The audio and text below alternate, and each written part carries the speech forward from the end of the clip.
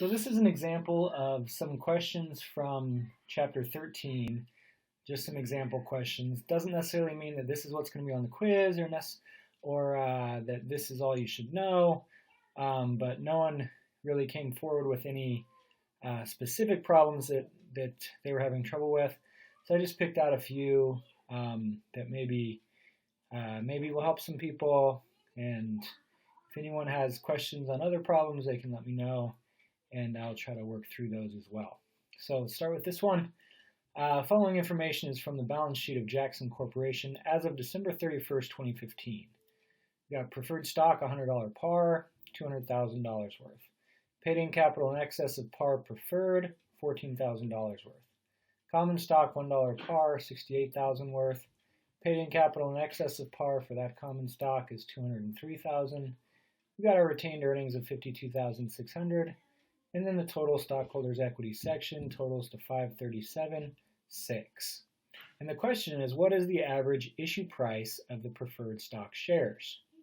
So the way that we look at that is basically the $100 par is telling us that the par value for each share of stock is $100.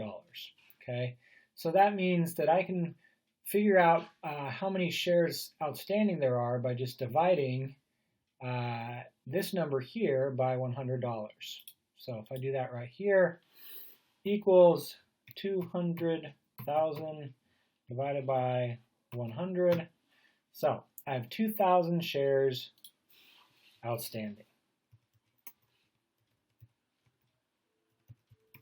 Okay, and what that means is this paid-in capital in excess of par, if I'm averaging out and wanting to figure out what the average issue price of my preferred stock is, then I'm going to divide that amount over and basically allocate a proportionate amount of this 14,000 to each one of these 2,000 shares. Okay, so what that means is I'm going to take 14,000 and divide it by 2,000, and that will tell me how much paid-in capital in excess of par I averaged for each share of stock.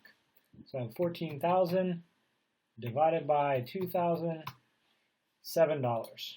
Okay, so that's $7 above and beyond the par value averaged for each share of stock.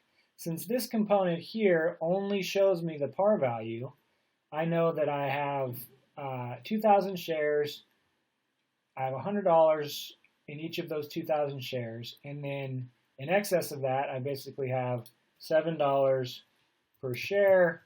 So if I just add the $100 par value plus the additional $7 per share that came in as additional paid-in capital in excess of par, that gives me $107. So that would be my answer for this question. $107 per share. Next question, Bradley Corporation issued 10,000 shares of common stock on January 1st, 2015. The stock has a par value of 1 cent per share and was sold for cash at par. What should the journal entry for this transaction look like? Okay, so basically there's no additional paid-in capital, no paid-in capital in excess of par, I should say. So I should have a debit to cash and a credit to common stock. Okay, and the amounts for those is just going to be 10,000, okay, to show each share, times the 1 cent per share value. So I'm going to just do that right here, equals 10,000 times 0.01, gives me $100. Okay, so I have a debit to cash for $100, and I'll have a credit to common stock, and then usually the par value is listed like you kind of see up here. So I'll do 0.01 par value, $100. And that's it for that one. Okay, so that one's pretty straightforward. On December 2nd, 2014, Ewell Company purchases a piece of land from the original owner. In exchange for the land, Ewell Company issues 8,000 shares of common stock with $1 par value. The land has been appraised at a market value of $400,000. Provide the journal entry for this transaction. Well, given that the market value of the land is $400,000, we're basically going to treat that as if it was $400,000 cash. If it was $400,000 cash, we would debit the cash account for $400,000. Okay? Since it's land, we're still going to debit it for $400,000, but it's going to be to the land account. Okay? Then we'll have a credit to common stock, $1 par. Okay, and that's going to be $1 for each of the 8,000 shares for a total of $8,000. Okay, so then our final journal entry is going to be paid in capital in excess of par for the difference. So in this case, that's $392,000. Okay. So we just took the fair market value, treated it like cash, just used the land asset account instead of the cash asset account. Common stock, that account is always just going to show the par value for each share. 8,000 shares times $1 par is 8,000.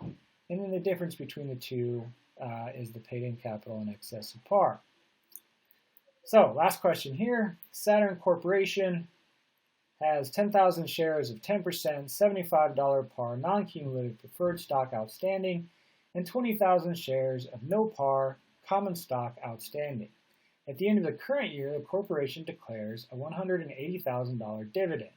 How is the dividend allocated between preferred and common stockholders? So, first thing we should know, the whole kind of definition of preferred stock is that they are going to get their dividends before the common stockholders are. Okay, so for this year, non-cumulative just means that we're not going to, if we don't declare dividends this year and we do next year, we're not going to add the preferred dividends for this year and the preferred dividends for next year before we give any money to the common shareholders. Doesn't really matter in this case because all we're talking about is one single year's worth of dividends. So we've declared a dividend of $180,000. Preferred shareholders will get it first. So 10% preferred stock at $75 par means that each share of the stock is going to pay $7.50 in dividends each year if that amount is declared. Okay, so we have, do that math here for you. We have 10,000 times 750 equals $75,000. Okay, so 75,000 has to go to preferred stockholders before anything can go to common stockholders. Now, after we give that to the preferred stockholders, the rest can go to common stockholders. So preferred is preferred in the sense that they get their dividends first, but they also have a fixed dividend based on the payout there, and the remainder is going to go to our common stockholders. In this case, that would just be $180,000 minus $75,000, or total of $105,000 to common stockholders.